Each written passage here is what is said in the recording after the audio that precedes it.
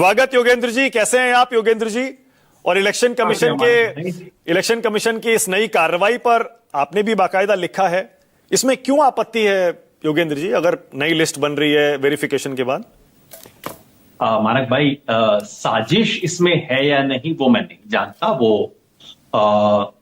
विपक्षी नेताओं ने कहा है। चुनाव आयोग क्या पीछे से कर रहा है, क्या साजिश है, इसके बारे में अभी से मैं टिप्पणी करने की स्थिति में नहीं हूं।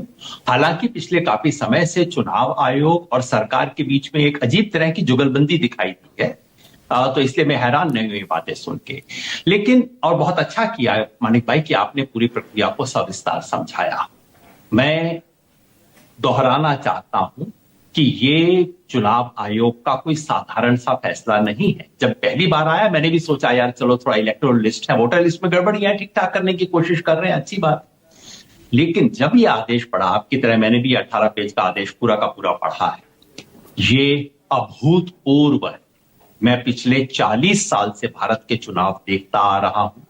ये अभूतपूर्व आदेश है, ये बहुत अजीब आदेश है, ये असंभव आदेश है, ये अलोकतांत्रिक आदेश है। क्यों, मैं बताता हूं। अभूतपूर्व किस मायने में? इससे पहले इंटेंसिव रिवीजन हुआ है, 20 साल पहले 2003 में हुआ था, लेकिन मेरी निगाह में आज तक कभी भी इंटेंसिव रिवीजन का मतलब होता है, जैसा आपने कहा, वोटर लिस्ट में संशोधन नहीं, वोटर लिस्ट को नए सिरे से बनाया जाएगा।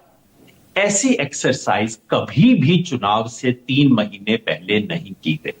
2003 में की गई थी, चुनाव से 1 साल पहले, लोकसभा चुनाव से 1 साल पहले, विधानसभा चुनाव से 2 साल पहले। बहुत लंबी प्रक्रिया होती, नंबर 1। नंबर 2, आज तक भारत के चुनाव में कभी भी वोटर पे ओनस नहीं डाला गया। हम अमेरिका नहीं, अमेरिका में वोटर पे ओनस होता है, उसे रजिस्ट्रेशन अपना करवाना होता है। हमारे देश में ओनस सरकार पे रहा है कि आप जाइए, आप जाके सब लोगों को रजिस्टर कीजिए। पहली बार देश के इतिहास में वोटर पे ओनस डाला जा रहा है कि ये है फॉर्म, अगर तुमने डिपॉजिट किया 1 महीने में तो होगा, नहीं तो तुम्हारा नाम वोटर लिस्ट में होगा ही नहीं। नंबर 3, पहली बार वोटर को दस्तावेज देने को कहा जा रहा है, जो कि आज तक कभी नहीं किया गया। तो ये अभूतपूर्व आदेश। ये अजीब क्यों है मानक भाई? इसलिए कि चुनाव आयोग ने अभी दिसंबर जनवरी के महीने में बिहार की वोटर लिस्ट का रिवीजन किया है, समरी रिवीजन किया है। अरे भाई, अगर आपको लग रहा था कि इतने बड़े रिवीजन की जरूरत है तो आप दिसंबर में क्यों नहीं कर लेते? समरी करने के बाद आप दोबारा क्यों कर रहे हो? अजीब इसलिए भी है, आपको तो ध्यान होगा, आप न्यूज वाले व्यक्ति हैं।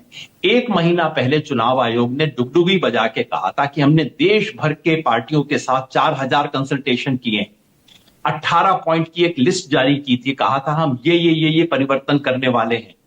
उस 18 की लिस्ट में इसका जिक्र भी नहीं है। मतलब 1 महीने पहले तक खुद चुनाव आयोग को पता नहीं था कि इतनी बड़ी जरूरत है पूरे देश में करने की, और करने वाले हैं।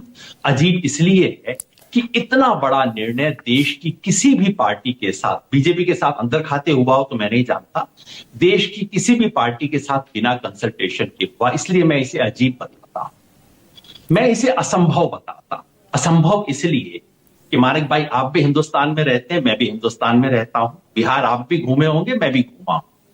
अब आप दोबारा वो वाली सूची पढ़ दीजिए जो 1 महीने में चुनाव आयोग लोगों से काम करवाना चाहता है। ये अमेरिका में हो सकता है, नहीं मुझे संदेह है। मैं आपकी सुविधा के लिए फिर पढ़ देता हूं, चुनाव आयोग 1 महीने में जो चमत्कार करने वाला है। आप देखिए कैसी बातें दिल्ली में बैठ के लोग करते हैं। 24 तारीख को दिल्ली से ऑर्डर इशू होता है चुनाव आयोग का, जिसमें कहा है कि 25 तारीख से यह काम शुरू हो जाएगा। 25 तारीख से बिहार के सारे ईआरओ लोग एन्यूमरेशन फॉर्म, ये जो प्रोफॉर्मा है, प्रिंट करना शुरू कर देंगे। बिहार के तमाम बीएलओ, हजारों बीएलओ को ट्रेनिंग दी जाएगी। फिर उनके बाद वो हर घर में जाके फॉर्म को डिस्ट्रीब्यूट कराएंगे। जिस घर में कोई नहीं मिलेगा डोर के नीचे डालेंगे और 3 बार जाके उन्हें तायद करेंगे। फिर फॉर्म वो और जनता को गाइड किया जाएगा। बीएलए अपॉइंट किए जाएंगे पार्टियों के द्वारा, उन बीएलए को ट्रेनिंग भी दी जाएगी। फॉर्म बट जाएंगे, फिर फॉर्म हर घर से इकट्ठे भी कर लिए जाएंगे। और मानिक भाई, अगर चमत्कार में कोई कमी थी तो इसको कंप्यूटर पे अपलोड भी कर दिया जाए।